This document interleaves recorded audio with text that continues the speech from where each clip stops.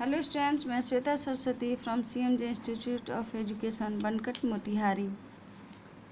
बच्चों, मैं आज आपको हिंदी पुस्तक के अध्याय 5 कक्षा 2 की हिंदी पुस्तिका अध्याय 5 पढ़ाने जा रही हूँ, जिसके अध्याय का नाम है उदारता।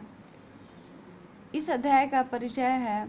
उदारता मनुष्य का आभूषण है। उदार व्यक्ति से सब प्रेम करते हैं। वह अपनी उदारता से सबके हृदय में स्थान बना लेता है। यह कहानी भी ऐसे ही उदार व्यक्ति रामू की है, जिसने अपनी उदारता का परिचय देकर 2 अन्य व्यक्तियों की मदद की थी। तो बच्चों, इस कहानी को पढ़ने के बाद आपको भी पता चलेगा।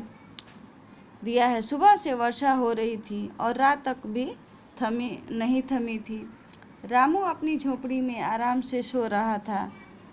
उसकी झोपड़ी इतनी छोटी थी कि एक व्यक्ति ही आराम से लेट सकता था। आधी रात हो गई थी, तभी दरवाज़ा खटखटाने की आवाज़ आई। कौन होगा इस समय?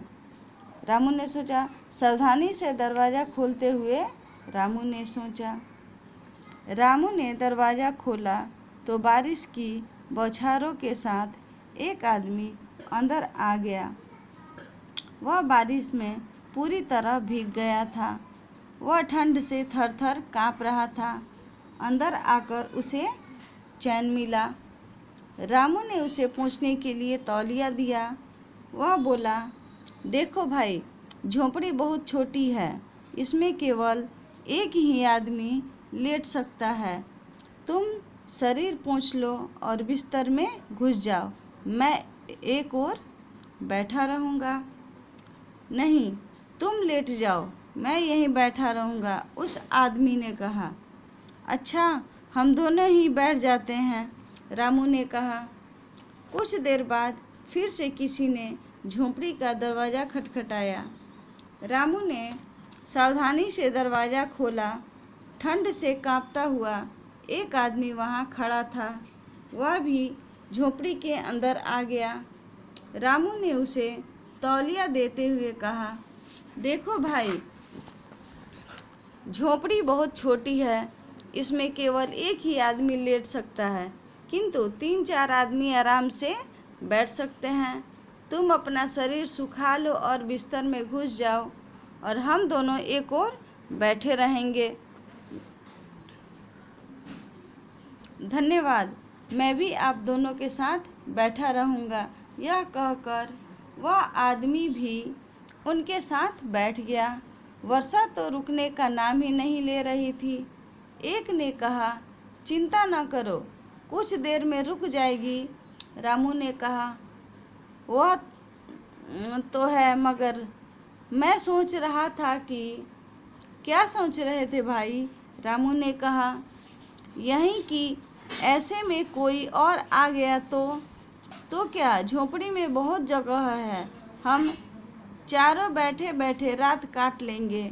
रामू ने उत्तर दिया। वह तो है, पर कोई और आ गया तो क्या? झोपड़ी में बहुत जगह है, हम पांचों खड़े खड़े रात काट लेंगे। रामू ने उत्तर दिया।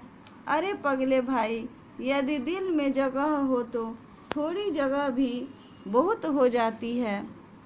तीनों ने वर्षा और फसल की बातें करते करते रात गुजार दी।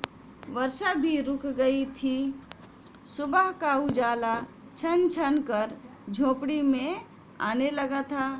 चिड़ियों की चहचहाट सुनाई देने लगी थी। यह देख दोनों आदमी उठ खड़े हुए। उन्होंने रामू का धन्यवाद किया और बाहर निकल गए।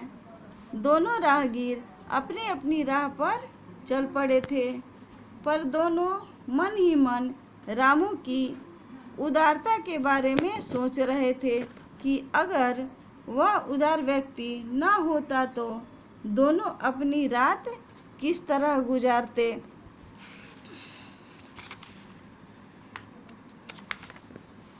यह इस तरह आपका यह अध्याय समाप्त हुआ। तो बच्चों, इसमें कुछ कठिन शब्दार्थ दिए गया हैं, जिसे आप इसे लिखकर याद करेंगे। जैसे बौछार यानी बूंदें, बारिश यानी वर्षा, सावधानी, देखभाल, चहचहाट, चिड़ियों की आवाज़, राहगीर और पथिक।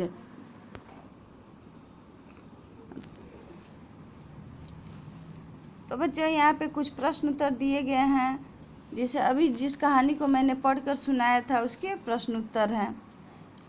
रामू क्या कर रहा था?